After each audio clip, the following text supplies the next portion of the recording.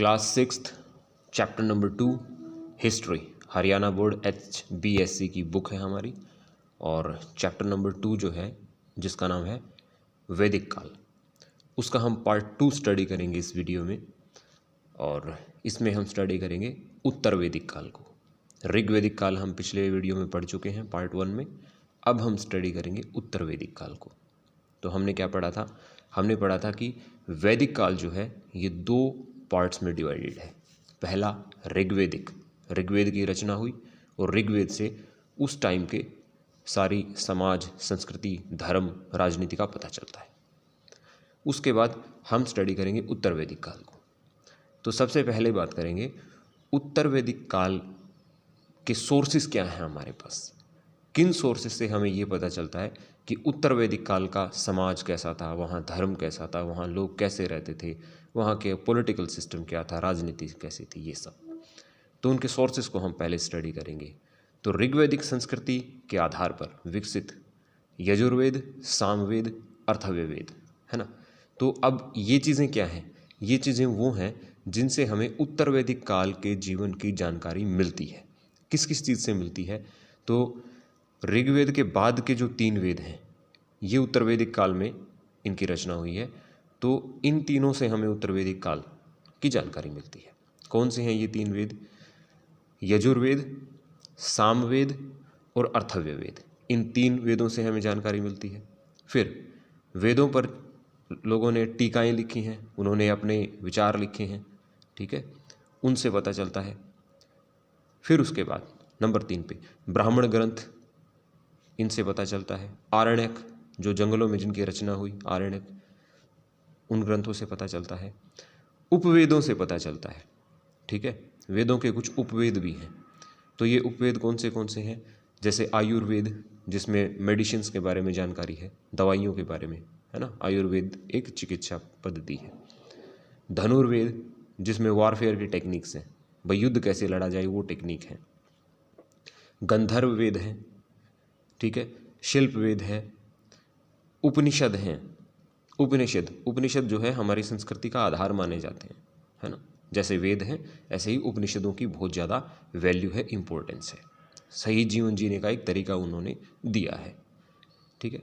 6 वेदांग हैं, वेदों के 6 अंग। ये कौन से हैं? शिक्षा है, कल्प है, व्याकरण है, फिर ज्योतिष है, निरुक्त है और छंद है। ये 6 वेदांग हैं। ये 6 वेदांग जो है इनकी रचना इसलिए की गई ताकि हम वेदों को अच्छे से समझ सकें। शिक्षा के बिना हम चीज़ों को नहीं समझ सकते, ठीक है। फिर व्याकरण जो है, व्याकरण की हमें ज़रूरत है ताकि हम भाषा को समझ सकें। ज्योतिष में क्या है? ज्योतिष में हम जो नक्षत्र वगैरह हैं, जो तारे हैं, जो ग्रह हैं, इनकी चाल को, गति को, इसके हिसाब से पढ़ने वाले, समय पर पड़ने वाले जो प्रभावों को समझते हैं, लोगों पर, जीवों पर पड़ने वाले प्रभावों को समझते हैं ज्योतिष के आधार पर, ठीक है। तारों को, उपग्रह, इन सब को स्टडी करते हैं ज्योतिष में। निरुक्त हो गए, छंद हो गए। तो ये सब भाषा कैसे लिखी जाए, कैसे पैराग्राफ्स वगैरह लिखे गए हैं, उनको हमें समझना आ जाए इन चीज़ों से। तो वेदांग 6 हो गए: शिक्षा, कल्प, व्याकरण, ज्योतिष, निरुक्त और छंद, ठीक है। तो इन चीज़ों से हमें उत्तर वैदिक काल की जानकारी मिलती है। एक बार फिर से देख लो। एक तो ये लास्ट वाले 3 वेद, यजुर्वेद, सामवेद, अथर्ववेद, इनसे जानकारी मिलती है। टीकाओं से, जो ब्राह्मण ग्रंथ हैं, उनसे पता चलता है। आरण्यक ग्रंथ से पता चलता है। उपवेदों से पता चलता है। वेदांगों से पता चलता है। तो इससे हमें, इन ग्रंथों से हमें उत्तर वैदिक काल की जानकारी मिल जाती है, ठीक है।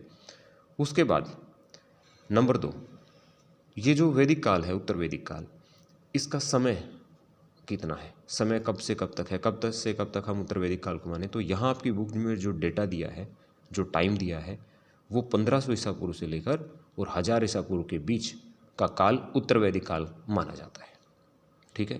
तो यहाँ आपकी किताब कह रही है 1500 ईसा पूर्व से लेकर और 1000 ईसा पूर्व के बीच। अब ये जो उत्तर वैदिक काल है, इस उत्तर वैदिक काल को माना गया है कि ये आर्यों की प्रगति का काल है। कैसे है आर्यों की प्रगति का काल? देखो, एक तो वो संख्या में बढ़े, ठीक है, तो इस हिसाब से प्रगति हो गई। दूसरा, भौगोलिक दृष्टि, यानी कि वो जिस एरिया में रह रहे थे ना, उस एरिया से और आगे वो बढ़कर रहने लगे, यानी कि और ज़्यादा बड़े एरिया में वो रहने लगे, फैल गए, ठीक है। तो पहले रह रहे थे सप्त सिंधु प्रदेश में, गंगा यमुना नदी के तक उनकी सीमाएं थी। अब वो सप्त सिंधु प्रदेश से आगे आ गए, गंगा यमुना से आगे आ गए। कहाँ तक फैल गए? अगर हम नॉर्थ इंडिया की बात करें तो नॉर्थ इंडिया में ये फैल गए बंगाल तक, पूर्व में बंगाल तक चले गए। तो यहाँ तक इनके गांव जो है मिलने लगे, ठीक है, और इनके जो है राज्य वगैरह वो सब मिलने लगे। फिर दक्षिण में कहाँ तक विस्तार हुआ? दक्षिण में सभ्यता का विस्तार होता है विंध्याचल पर्वत तक। कहाँ तक? विंध्याचल पर्वत तक। तो यहाँ हमने स्टडी किए हैं उत्तर वैदिक काल के सोर्सेस, किससे हमें जानकारी मिलती है, उत्तर वैदिक काल का समय, और उत्तर वैदिक काल में आर्यंस जो थे वो कहाँ से लेकर कहाँ तक रहने लगे थे, वो कहाँ से कहाँ तक बस गए थे। अब हम बात करेंगे उत्तर वैदिक काल के राजनीतिक जीवन के बारे में। तो इस काल में जो है ऋग्वेद की तुलना में राज्य बड़े हो चुके थे। ऋग्वेद में जहाँ हम जिन राज्यों की बात करते हैं, जनों की बात करते हैं, वो थोड़ी छोटी थी, लेकिन उत्तर वैदिक काल में राज्यों का आकार बड़ा हो चुका था, जनसंख्या बढ़ रही थी, राजा लोग अपनी ताकत बढ़ा रहे थे, ठीक है, तो राज्यों का आकार बढ़ चुका था। अब राज्य कौन से हैं उसके कुछ एग्जाम्पल्स दिए गए हैं। राज्य थे जैसे कि कुरु, पांचाल, काशी, कौशल, विदेह, ये सब। अब यहाँ पे बताया गया है कि पुरु और भरत, इन दो से मिलकर बना कुरु, जिसकी कहानी आप महाभारत में देखते हो, सुनते हो, पढ़ते हो, है ना, कुरुवंश। तो पुरु और भरत से मिलकर बना कुरुवंश, और ये भरत वही जिसके नाम पर हमारे देश का नाम भारत पड़ा है, ठीक है। अब इनके जो राज्य थे, इनके राज्य में आधुनिक हरियाणा भी शामिल था। कुरुक्षेत्र सुना है ना, हरियाणा में है। तो कुरु जो है उसमें हमारा जो हरियाणा है वो उसमें आता था। ये कह लीजिए उस समय का कुरुक्षेत्र और आज का हरियाणा, है ना, ये बात है। और हस्तिनापुर, इसकी कुरु जो राज्य था इसकी राजधानी हुआ करती थी हस्तिनापुर। और इसके जो महत्वपूर्ण शासक थे इस वंश के अंदर वो थे परीक्षित और जन्मेजय। जन्मेजय की राजधानी जो थी वो थी आसीनद्वयत, जिसे आधुनिक असंध भी बोलते हैं, ये सब। और पांचालों के अगर राज्य की बात करें तो पांचालों का राज्य गंगा यमुना के उत्तर में हुआ करता था, ठीक है। पांचालों का राज्य, पांचालों का जो राज्य था वो गंगा यमुना के उत्तर में था, और इसकी राजधानी जो थी उसका नाम था काम्पिल्य, ठीक है। तो काम्पिल्य राजधानी थी पांचालों के राज्य की। अब हम समझेंगे कि उत्तर वैदिक काल में राजा की स्थिति क्या थी, राजा का स्टेटस क्या था, है ना। तो राजा के बारे में समझेंगे अब। तो राजा की स्थिति ये थी कि राजाओं की शक्तियों में इस काल में वृद्धि हुई थी। राजा जो है पावरफुल हो गए थे। ऋग्वैदिक काल में राजा इतने पावरफुल नहीं थे, ठीक है, लेकिन उत्तर वैदिक काल में राजा ज़्यादा पावरफुल हो गए थे, शक्तिशाली हो गए थे। एक पॉइंट, ठीक है। अगला पॉइंट है, राजा जो है अपनी ताकत दिखाने के लिए और अपनी ताकत बढ़ाने के लिए, ठीक है, अपना एक्सेप्टेंस पाने के लिए, जनता में जो है अपना और ज़्यादा रुतबा बढ़ाने के लिए कई सारी उपाधियां धारण करता था। कैसी कैसी उपाधियां? जैसे कि सम्राट, विराट, राजाधिराज, राजाधिराज मतलब राजाओं का भी राजा, है ना। तो ये उपाधियां धारण करने लगा, ठीक है। फिर पॉइंट नंबर 3, उनके द्वारा अश्वमेध, राजसूय, वाजपेय जैसे बड़े बड़े यज्ञों का आयोजन किया जाने लगा। तो उत्तर वैदिक काल के जो राजा थे वो बड़े बड़े यज्ञ करने लगे। इस यज्ञ में वो सभी आसपास के राजाओं को बुलाते, ठीक है, पंडित, पुरोहित वगैरह ये सब हवन किया करते थे, राजा का परिवार वहाँ शामिल होता था, है ना। तो इस तरीके से वो अपनी पावर दिखाते थे, अपना रुतबा दिखाते थे। अश्वमेध यज्ञ तो आपने देखा ही होगा कई बार टीवी सीरियल्स वगैरह में। अश्वमेध यज्ञ में एक घोड़ा रिलीज़ करते थे, छोड़ देते, उस घोड़े को कोई राजा रोकता तो उसे अश्वमेध करने वाले राजा के साथ युद्ध करना पड़ता, और अगर वहाँ से जाने देता तो यह समझा जाता कि अश्वमेध करने जो है, जो वो राजा जिनके राज्यों से घोड़ा गुजर चुका है, किसी ने उसको रोका नहीं, वो ऑटोमेटिकली अश्वमेध यज्ञ करने वाले राजा के कंट्रोल में आ गई, ऐसा माना जाता था। तो उस समय राजा बड़े बड़े यज्ञ करने लग गए। 3 यज्ञों का जिक्र किया गया, अश्वमेध, राजसूय, वाजपेय। अच्छा, राजतंत्रात्मक शासन प्रणाली और राजा का पद वंशानुगत हो गया। ऋग्वैदिक काल में ये वंशानुगत नहीं था, वहाँ पे सभा समिति विदत ज़्यादा कंट्रोल करती थी राजा पे, ठीक है। लेकिन यहाँ पे राजा का पद हो चुका है वंशानुगत, राजा का बेटा ही राजा बनेगा। तो ये कुछ बदलाव हमें उत्तर वैदिक काल में देखने को मिलते हैं। राजा की शक्तियाँ निरंकुश होती थी, है ना। तो राजा की शक्तियाँ जो है वो निरंकुश होती थी, राजा ज़्यादा पावरफुल हो गया, हमने यही स्टडी किया है ना। तो निरंकुश शक्तियाँ हैं, लेकिन फिर भी इस वक्त के राजा प्रजा के हित के लिए काम करते थे, प्रजा की भलाई के काम करते थे, अपनी ताकत का जो है नाजायज़ फ़ायदा नहीं उठाते थे। तो ये राजा के बारे में कुछ पॉइंट है। नंबर 1, शक्तियों में वृद्धि हुई है। नंबर 2, उपाधियां धारण करने लगा है। एग्जाम्पल दे देना, सम्राट विराट, राजाधिराज। नंबर 3, यज्ञ करने लगे, अश्वमेघ, राजसूय, वाजपेयी जैसे यज्ञ करने लगे। पॉइंट नंबर 4, राजा का पद वंशानुगत होता था, ठीक है। और पॉइंट नंबर 5, राजा की शक्तियाँ निरंकुश होती थी। तो राजा वाले कंसेप्ट में आपके 5 पॉइंट बनते हैं। उत्तर वैदिक काल में मातृभूमि की रक्षा और देशभक्ति के प्रसंग मिलते हैं। कई बातें इस बारे में इन वेदों में लिखी गई हैं, जैसे कि अर्थव्य वेद का एक उदाहरण दिया गया है। अर्थव्य वेद में भूमि सूक्त में जो एक सूक्त है भूमि सूक्त, तो उसमें लिखा गया है कि भूमि मेरी माता है और मैं उसका पुत्र हूँ। तो यहाँ मदरलैंड का जिक्र हुआ है, ठीक है, मातृभूमि का जिक्र हुआ है। और पृथ्वी विभिन्न जातियों धर्म कर्म करने वालों का भरण पोषण करती है ना। तो पृथ्वी के बारे में बताया गया है कि वो सबका भरण पोषण करती है, यह हमारी मदरलैंड है और हमें इसकी रक्षा करनी चाहिए। यजुर्वेद में विद्वानों व साधारण लोगों से प्रार्थना की गई है कि वे ऐसी श्रेष्ठ क्षत्रिय को राजा चुने जो अपने राज्य का विस्तार कर सके, यानी कि एक अच्छा राजा चुनने के बारे में जिक्र किया गया है। और विद्वान लोगों को आश्रय दे, यानी कि विद्वान लोगों को जो है धन दे, संपत्ति दे, अपने पास रखे। क्यों? विद्वान लोगों जो होंगे वो राजा को अच्छी सलाह देंगे, जिससे राज्य में सुख समृद्धि रहेगी। धन संपदा से समृद्ध करे, सबकी सहमति लेकर बिना किसी भेदभाव व विनम्रता से कार्य करे। और राजा कैसा चुनना है? जो बिना भेदभाव से काम करे और अपने भूभाग से को शत्रुओं से रहित करे, और जो भी आसपास दुश्मन हो उनको ख़त्म करे, ये सब चीज़ें। तो एक योग्य राजा को बनाने की बात की गई है यजुर्वेद में, और एक भूमि सूक्त में मातृभूमि की बात की गई है ना। तो ये चीज़ें हैं। अब राजा से कई तरह की आशाएं की जाती थी। क्या आशा की जाती थी? भाई राजा है, बहुत सारी जिम्मेदारियां हैं उसके पास, तो वह धर्म, ऋतु या नियम के अनुसार कार्य करे। मतलब वो सही ढंग से नियमों के साथ, धर्म के साथ कार्य करे, क्योंकि सारा संसार भी नियमों और धर्म से ही बंधा हुआ है। तो जब पूरे संसार में नियम है और धर्म है, तो राजा भी नियमों से और धर्म के से चलेगा, ठीक है, उसी हिसाब से काम करेगा। और धर्म की रक्षा का भार राजा पर होता था अपने राज्य में, ठीक है।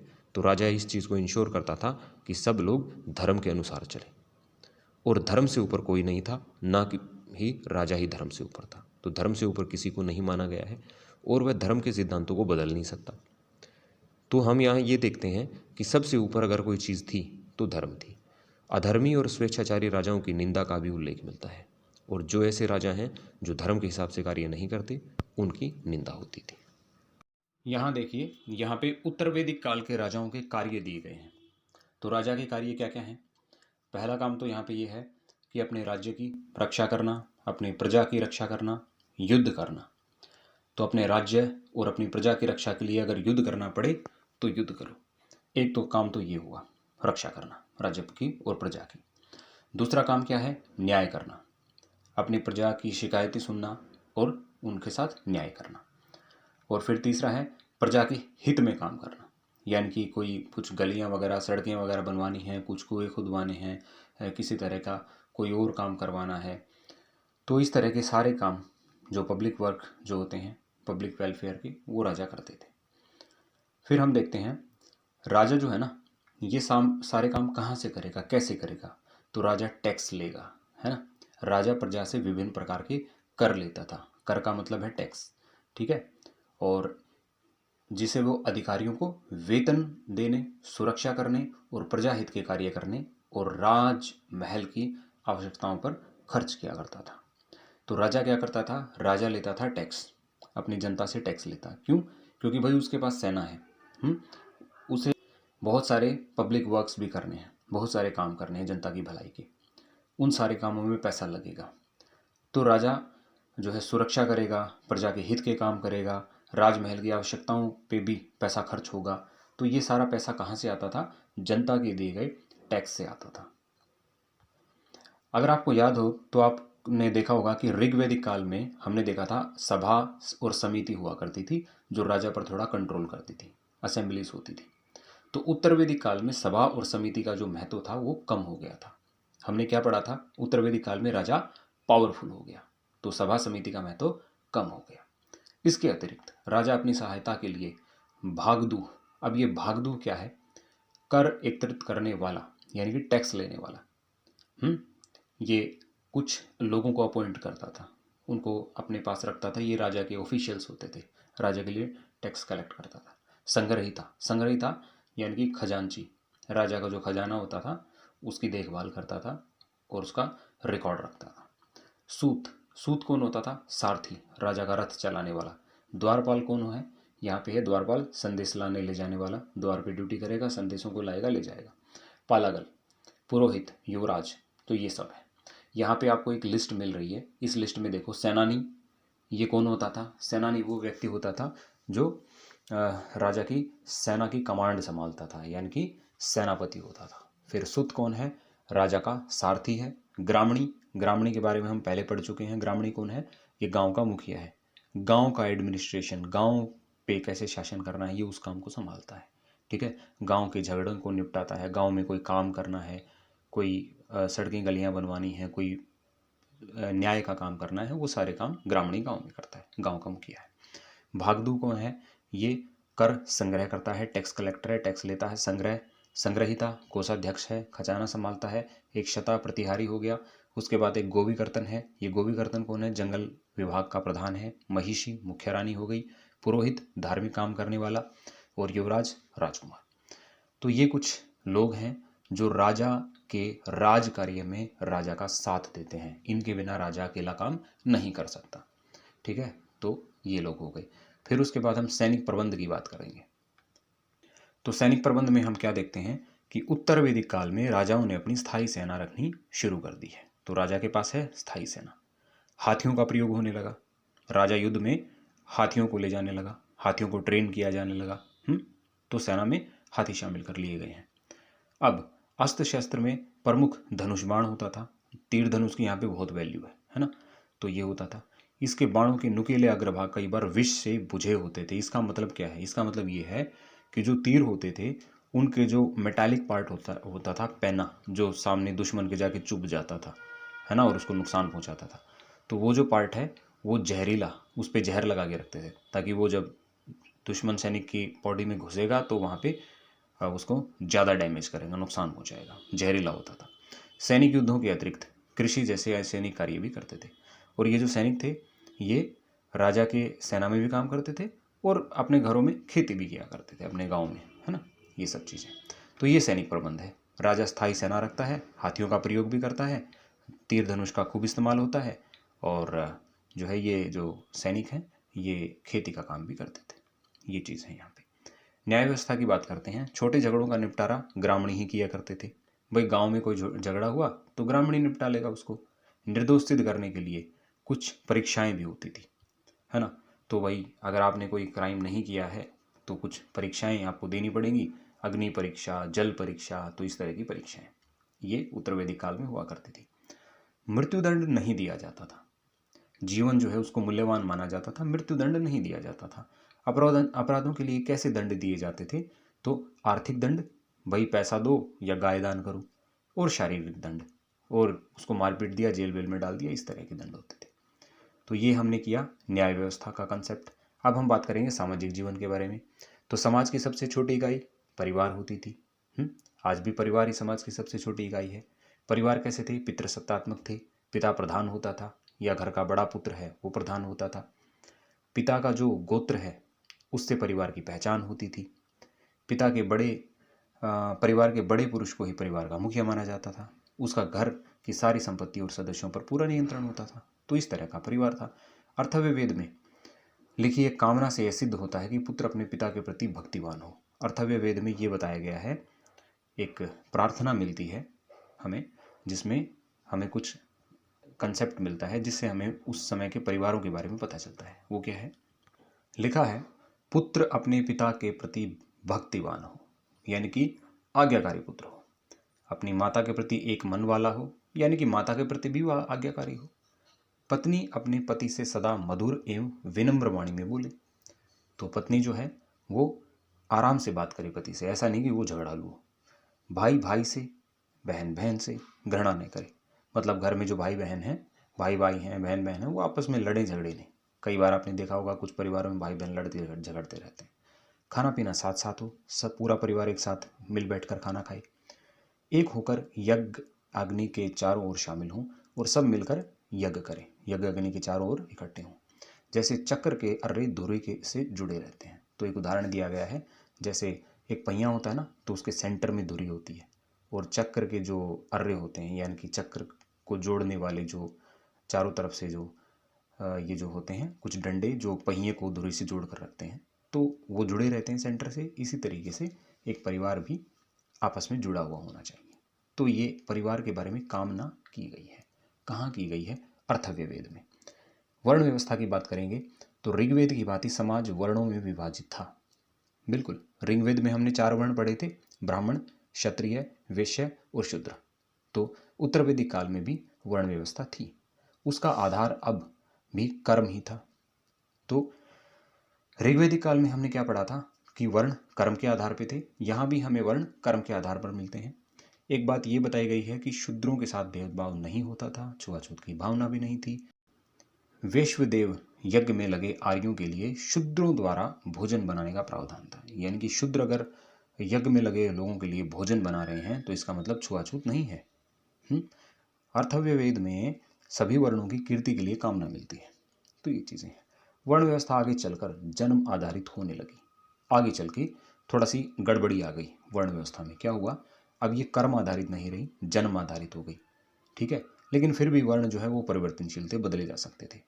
तो जन्म आधारित वर्ण व्यवस्था का मतलब क्या हुआ? ब्राह्मण के घर जो जन्म लेगा वो ब्राह्मण रहेगा, क्षत्रिय घर जो जन्म लेगा वो क्षत्रिय रहेगा, और वैश्य या शूद्र के घर जो जन्म लेगा वो शूद्र ही माना जाएगा। तो इस तरीके से वर्ण व्यवस्था में एक बदलाव नजर आता है। ठीक है, ऋग्वेदिक काल में वर्ण व्यवस्था कैसी पढ़ी हमने? कर्म के आधार पर। लेकिन उत्तर वैदिक काल में आगे चलकर क्या होता है कि वर्ण व्यवस्था जो है वो जन्म आधारित हो जाती है। फिर है आश्रम व्यवस्था। तो ये आश्रम व्यवस्था हमने ऋग्वैदिक काल में भी पढ़ी थी। तो यहाँ भी आश्रम व्यवस्था प्रचलन में थी। तो यहाँ भी हमने आश्रम व्यवस्था में यही समझना है। पहला आश्रम कौन सा था? ब्रह्मचारी आश्रम। 1 से 25 वर्ष तक यानी कि ब्रह्मचार्य का पालन करें, गुरुकुल में रहें और जो है शिक्षा ग्रहण करें। फिर उसके बाद है गृहस्थ आश्रम, 25 से 50 वर्ष तक। इस दौरान जो है मनुष्य अपनी आजीविका कमाएगा, पैसा कमाएगा, शादी करेगा, बच्चों का पालन पोषण करेगा। तीसरी अवस्था वानप्रस्थ, जैसा हमने ऋग्वेद में पढ़ा था बिल्कुल वैसा ही, ऋग्वेदिक काल में पढ़ा था बिल्कुल वैसा ही। तो वानप्रस्थ 50 से 75 तक की जो है आयु रहेगी इसमें। तो इस आयु के दौरान व्यक्ति क्या करेगा? सामाजिक कार्य करेगा। ठीक है, जैसे गृहस्थ आश्रम में मनुष्य अपने बच्चों का पालन पोषण करता था, इसी तरीके से समाज को अपना समझेगा और समाज की भलाई के काम करेगा। कौन से आश्रम में? वानप्रस्थ आश्रम में। संन्यास में क्या करेगा? 75 से 100 वर्ष का संन्यास आश्रम है। इस अवस्था में मनुष्य से आशा ये की जाती है कि वो घर बार छोड़ेगा, जंगलों में जाएगा, भगवान की भक्ति करेगा, मेडिटेशन करेगा, ध्यान लगाएगा और उसके बाद मोक्ष की प्राप्ति करेगा। मनुष्य के जीवन के 4 पुरुषार्थ माने गए हैं। धर्म यानी कि आदमी धर्म का आचरण करेगा, अर्थ पैसा कमाएगा, इस मामले में सबल होगा, काम यानी कि वो घर परिवार में रहते हुए उन सुख सुविधाओं को भी भोगेगा, और मोक्ष, और अंत में जब उसकी मृत्यु होगी तो उसे मोक्ष की प्राप्ति होगी, यानी कि वो जन्म मरण के झंझट से मुक्ति पाएगा। तो ये आश्रम व्यवस्था यहाँ पे हम पढ़ते हैं। तो आश्रम व्यवस्था दोनों ही कालों में है, ऋग्वैदिक काल में भी, उत्तर वैदिक काल में भी। तो ये कंसेप्ट आपका ये रहा। संस्कार की बात करते हैं तो संस्कार 16 संस्कार हैं। जन्म से लेकर मृत्यु तक का सारा जीवन 16 संस्कारों में बांध दिया गया था। उत्तर वैदिक काल के खान पान की अगर हम बात करें तो भोजन सात्विक होता था, भुने हुए अन्न का प्रयोग होता था। इस काल में सत्तू, तिल, खीर, खिचड़ी आदि का सेवन आम बात थी। ऐसा भोजन हम आजकल भी तो करते हैं, है ना? तो भोजन में क्या है? सत्तू, तिल, खीर, खिचड़ी इत्यादि। वेशभूषा में हम क्या पाते हैं? इस काल में रंगीन वस्त्रों का प्रचलन हो चुका था।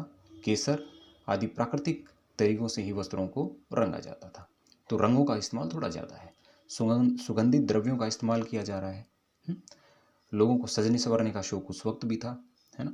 स्त्रियां अनेक प्रकार के आभूषण धारण करती थी, पुरुष भी बाजूबंद और विभिन्न प्रकार की मालाएं पहनते थे। तो ये कुछ वेशभूषा में कुछ चीज़ें हैं।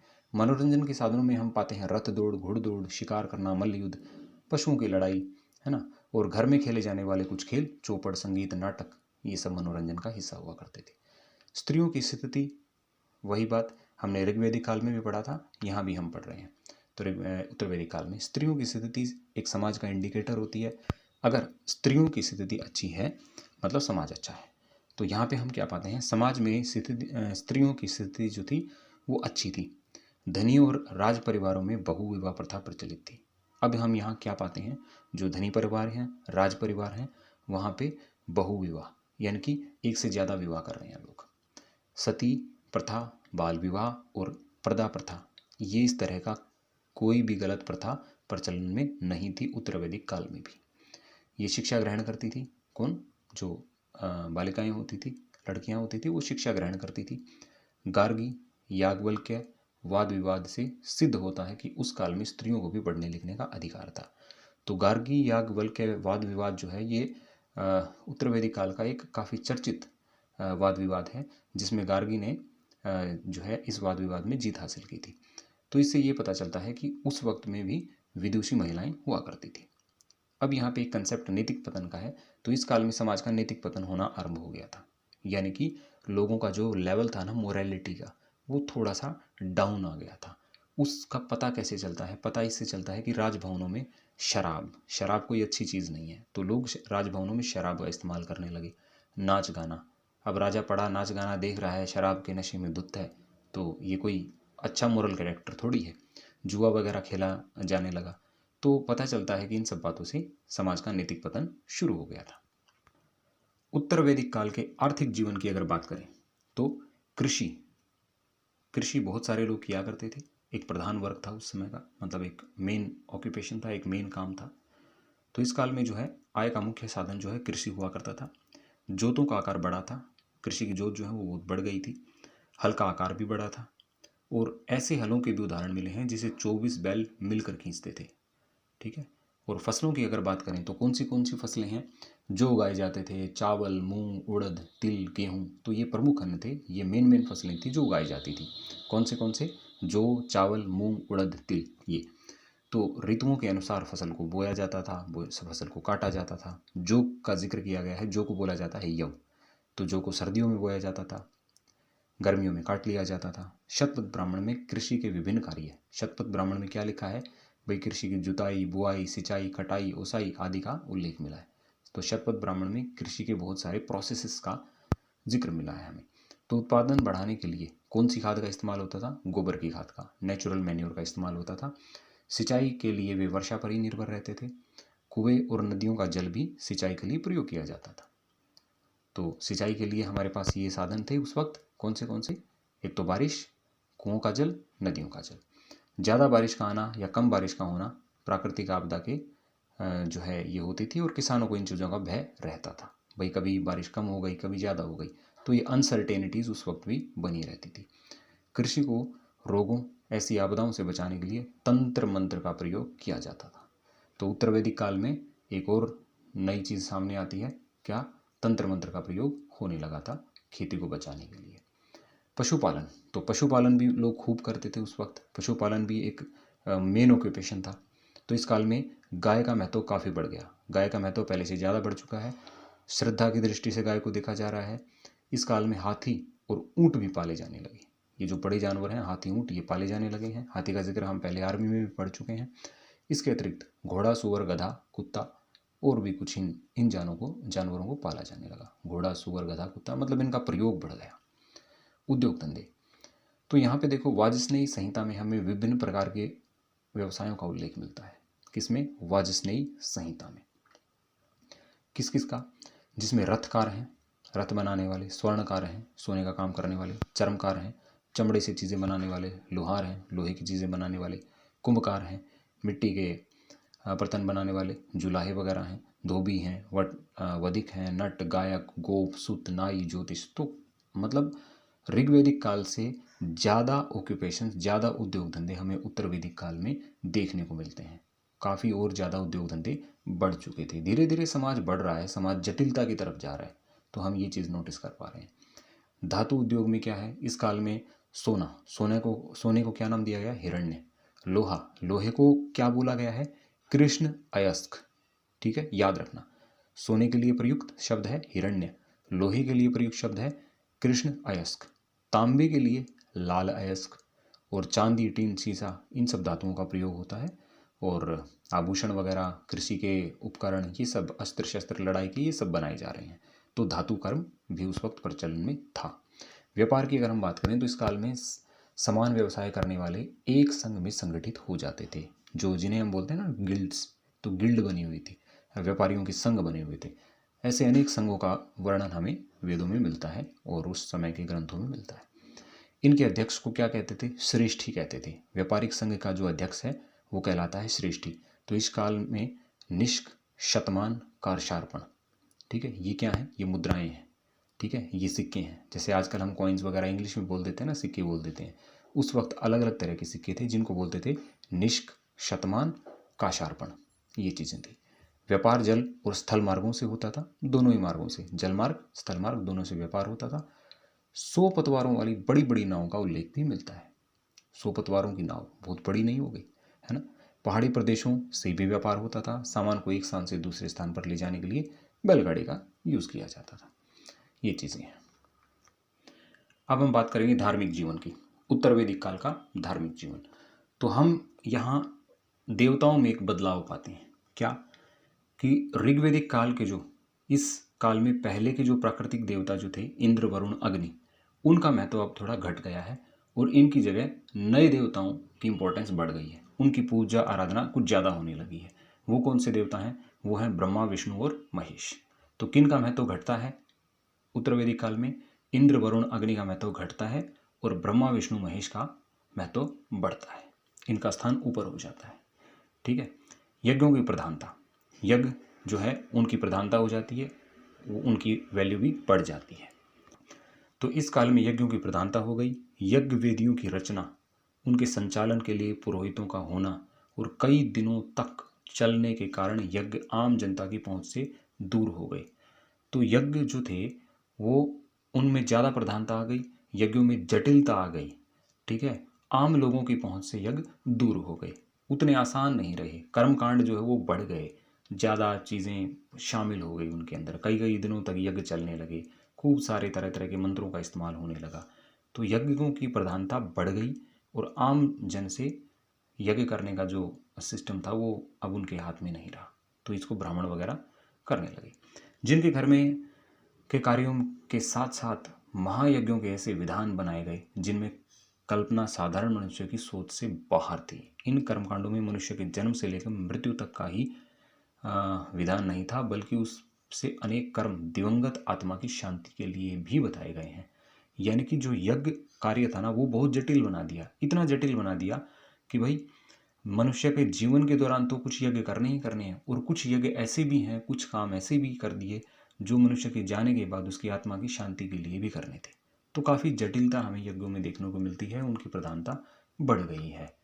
ठीक है, और आम जनमानस की पहुंच से यज्ञ बाहर हो गए हैं। ये चीज़ हमें देखने को मिलती है उत्तर वैदिक काल में। तपस्या की अगर हम बात करें तो इस काल में शरीर को कष्ट देने अर्थात तपस्या की भावना का विकास हुआ। तपस्या करो, खूब करो, तो ये चीज़ खूब ज़्यादा प्रचलन में आई। क्या? तपस्या। सत्य की उत्पत्ति तप से ही हुई और तप के द्वारा देवताओं को वश में किया जा सकता है। ये कंसेप्ट चलने लगा कि भाई सत्य की कहाँ से उत्पन्न होता है? तप से, और तप करके क्या हो सकता है? देवताओं को वश में किया जा सकता है। तो तपस्या करो और देवताओं को वश में करो। तपस्या के द्वारा ही शक्ति प्राप्त करके अनेक मनुष्यों ने स्वर्ग को जीता। तो प्रजापति ने भी तप के द्वारा सृष्टि की रचना की थी। इस काल में अनेक ऋषियों द्वारा घोर तपस्या का उल्लेख मिलता है। तपस्या का महत्व बढ़ गया उत्तर वैदिक काल में।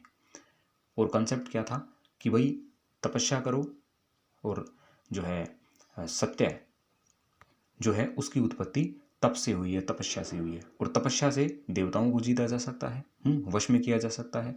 तो तपस्या का महत्व खूब ज़्यादा बढ़ जाता है। इस काल में लोगों में अंधविश्वास भी बढ़ा। लोग भूत प्रेतों में विश्वास करने लगे, जादू टोने में विश्वास करने लगे। अर्थव्य वेद में भूत प्रेतों से रक्षा के लिए तंत्र मंत्र का उल्लेख मिला है। और रोगों को दूर करने के लिए भी तंत्र मंत्र का सहारा लिया जाता था। तो ये चीज़ें हुई हैं। दार्शनिकता की अगर बात करें तो उत्तर वैदिक काल में एक वर्ग तो ऐसा था जो कर्मकांड और घोर तपस्याओं में लीन था, ठीक है, और लोगों का एक ऐसा वर्ग भी था जो दार्शनिकता की तरफ जा रहा था। कौन थे ये लोग? ये वो लोग थे जो उपनिषदों की रचना कर रहे थे, उपनिषदिक थिंकर्स थे ये, ठीक है, आध्यात्मिक चिंतन कर रहे थे। इनके पास है ना काफ़ी जटिल क्वेश्चन थे, काफ़ी मुश्किल क्वेश्चन थे। भाई आत्मा क्या है, आत्मा कहाँ वास करती है, आत्मा कहाँ रहती है, परमात्मा है या नहीं है, सृष्टि क्या है, इसकी उत्पत्ति कैसे हुई, मोक्ष क्या चीज़ है, मोक्ष को कैसे प्राप्त किया जा सकता है। तो दार्शनिकता में हम किन को पाते हैं? उन विचारकों को पाते हैं, उन थिंकर्स को पाते हैं जिन्होंने उपनिषदों की रचना की। उनके पास बहुत सारे मुश्किल क्वेश्चन थे, वो उनका आंसर चाह रहे थे, ठीक है, और उनका आंसर उन्होंने खोजा भी। और संसार को यानी कि जो है उत्तर वैदिक काल के लोगों को उत्तर वैदिक काल में इन्होंने फिर उपनिषद जो ग्रंथ थे, जो उपनिषद थे, उनकी रचना की और लोगों को एक जीने का सही रास्ता दिखाया। तो दार्शनिकता में हम किन को पाते हैं? उपनिषदिक थिंकर्स को पाते हैं और उन्होंने उपनिषदों की रचना की। दर्शन की 6 आस्तिक व्याख्याएं ढूंढी जा सकती हैं। तो दर्शन जो है उसकी उत्पत्ति इसी काल में होती है। दर्शन में कुछ ग्रंथ लिखे गए हैं, 6 हैं बेसिकली। कौन से हैं? पहला है सांख्य दर्शन, दूसरा योग दर्शन, तीसरा वैशेषिक दर्शन, फिर न्याय दर्शन, पूर्व मीमांसा और उत्तर मीमांसा। ये सब क्या है? ये वेदों का निचोड़ है। वेदों की जो बातें हैं वो इनमें एकदम खोल के साफ तरीके से सबको बताई हुई हैं। ये सभी व्याख्याएं संसार को मायाजाल मानती हैं, कहती हैं ये जो संसार है ये मायाजाल है, इसके झंझट में पड़ने की जरूरत नहीं है। ब्रह्मा एवं जीव को समझने के लिए छांदोग्य उपनिषद में पिता पुत्र संवाद का वर्णन है। छांदोग्य उपनिषद में क्या है? एक पिता पुत्र बातचीत कर रहे हैं और उन बातों को जब पढ़ते हैं हम तो हमें किस चीज़ का पता चलता है? ब्रह्म का और जीव का। ब्रह्म क्या है? ये पूरी सृष्टि, ये पूरा संसार, और जीव ये जो सारे मनुष्य हैं और जो जीव हैं ये सब, तो उनका क्या रिलेशन है, उनका क्या संबंध है, ये हमें समझने को मिलता है छांदोग्य उपनिषद में, जिसमें उद्दालक पिता अपने पुत्र श्वेत केतु को समझाता है कि कोई ना कोई वस्तु अवश्य है जिससे जगत की उत्पत्ति हुई है। पिता बता रहा है, पिता का नाम क्या है? पिता का नाम है उद्दालक। वो अपने पुत्र को समझा रहा है, पुत्र का नाम क्या है? श्वेत केतु। तो श्वेत केतु को उसका पिता उद्दालक समझा रहा है कि कोई ना कोई चीज़ ऐसी है इस संसार में, इस सृष्टि में, जिससे इस जगत की उत्पत्ति हुई है, उसकी कल्पना की जा सकती है और वह ही सत्य है। तो वो ये चीज़ें उसको बता रहा है।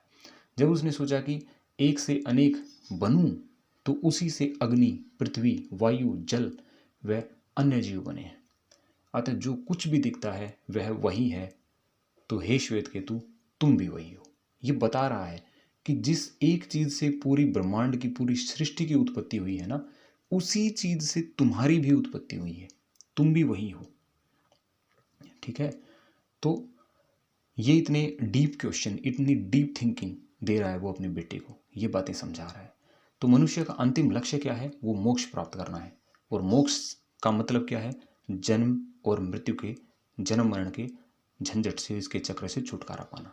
मोक्ष से जीव का विनाश नहीं होता, बल्कि वो जिसने उसको बनाया है यानी कि ब्रह्म, उसमें विलीन हो जाता है। हर जीव उस ब्रह्म का अंश होता है और एक दिन वो उसी में मिल जाता है और वहाँ से उसका फिर ना जन्म होता ना मृत्यु होती, वहाँ चरम शांति की प्राप्ति होती है। तो ये चीज़ें हमें उत्तर वैदिक काल में इसमें दार्शनिक ग्रंथों में देखने को मिलती हैं। अब यहाँ पे हम क्या पाते हैं? 4 यज्ञ हैं और इन यज्ञ में क्या क्या होता था उसकी डिटेल्स हैं। पहला यज्ञ है अश्वमेध यज्ञ। साम्राज्य की सीमा वृद्धि के लिए घोड़े को स्वतंत्र रूप से छोड़ा जाता था। भाई साथ में सेना भी होती थी, घोड़े को जहाँ जहाँ ले जाया जाता था, मतलब घोड़ा जहाँ जहाँ जाता, राजा अगर नहीं रोकता तो अश्वमेध यज्ञ करने वाले राजा का वो एरिया बन जाता था। दूसरा है राजसूय यज्ञ, राजा के राज्याभिषेक से संबंधित। जब किसी को राजा बनाया जा रहा है, उसको राज तिलक किया जा रहा है, मुकुट पहनाया जा रहा है, राज्याभिषेक किया जा रहा है, तो राजसूय यज्ञ के दौरान होता था। अग्निष्ठोम यज्ञ क्या कहता है? पापों के क्षय, पापों को नष्ट करना और स्वर्ग की ओर ले जाने वाली नाव के रूप में वर्णित है अग्निष्ठोम। मतलब पापों को काटना है और स्वर्ग की तरफ जाना है तो कौन सा यज्ञ करना है? अग्निष्ठोम यज्ञ करना है। वाजपेयी यज्ञ, ये क्या है? शक्ति प्रदर्शन के लिए रथ दौड़ का आयोजन। तो वाजपेयी यज्ञ करो और फिर अपनी शक्ति प्रदर्शन के लिए रथ दौड़ करवाई जाती थी।